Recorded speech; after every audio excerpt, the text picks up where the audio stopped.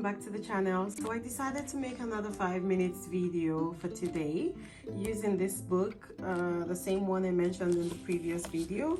It's The Medical Medium Cleans the Hill by Anthony Williams, because as I read on, I just get more information that I think you all should know about.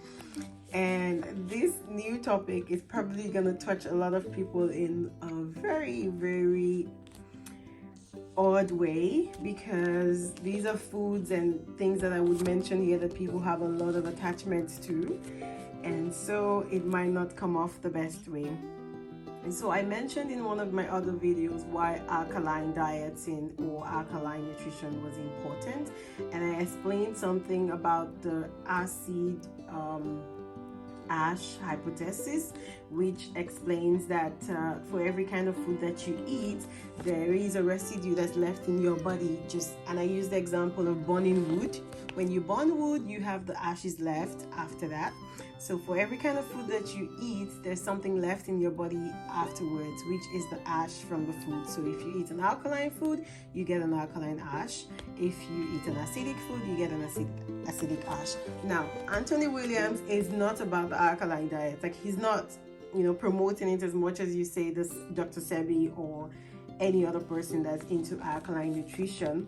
But what he's mentioned here in this part of the book called the troublemaker food, if you see, so troublemaker foods, it does mention a lot of the same foods that I mentioned when you talk about an alkaline nutrition. So if you can see the list of the troublemaker food, you have in the level 1, eggs.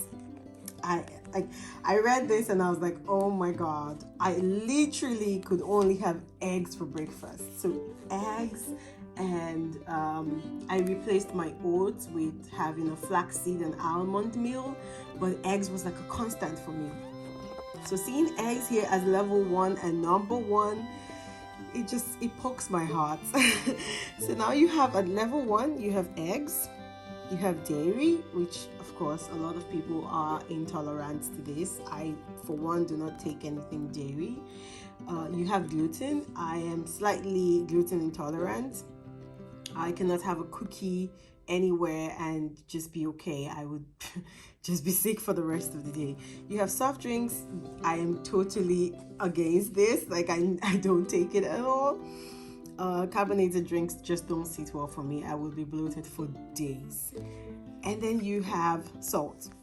Wow, that's another thing to talk about.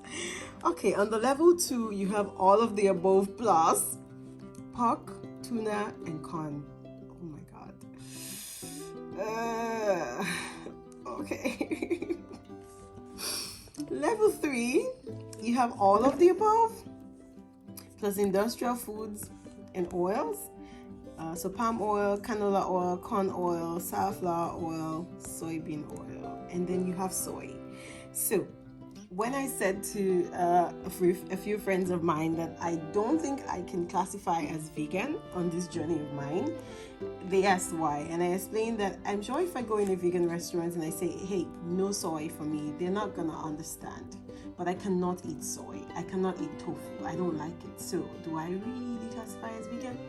I don't think so. So here you have soy, and then you have lamb, fish, seafoods, and this is other than salmon, trouts, and sardine. Okay. And then on the 4th level, you have all of the above plus vinegars. This includes your apple cider vinegar, fermented foods, kombucha, coconut aminos. You have caffeines from coffee, matcha, and chocolate. And then in level 5, you have grains other than millets and oats, all oils, including healthier ones such as olive, walnuts, sunflower. Okay. And then you have the bonus, which will be you need to cut out salt and seasonings entirely. Wow. You need to avoid radical fats entirely for a period. Also limit the alcohols, natural or artificial flavors, nutritional yeast, citric acid, aspartame, other artificial sweeteners, monosodium glutamate, formaldehyde, and preservatives. So, okay. Guys, if you go further, he explains in the book why everything is listed like that. I should just read only about the eggs. It says here, I understand that we all have a deep emotional connection to eggs.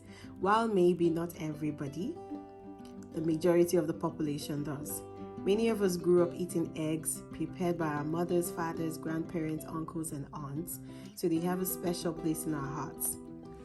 Eggs at brunches, holiday breakfast, or dinners with friends after a night out. Eggs are fun. They were. We bond over them, whether sunny side up, poached, scrambled, hard-boiled, or in a French toast. Egg sandwiches or simple eggs and cheese. So when you tell people to stop eating eggs, a reaction occurs that distincts from when you tell people to stop eating other foods. I know. Letting eggs go is an emotional occurrence all on its own. Some people may feel it's like losing a part of themselves to give up eggs. That's how attached they are. Some people may dream about them. The message out there about eggs can get confusing. We often hear that they're a healthy food, a perfect food, even, and a well-balanced source of protein. The truth is that long before pathogens such as unproductive viruses, bacteria, and even funguses invaded our body and created our current culture of chronic illnesses as the new normal, eggs were a survival food. If you get this book, guys, you can read a lot more about everything. And this now talks about dairy. I would really like to go on further and just read somewhere where it talks about the oils or the soy. Oh my, okay, these are the oils here.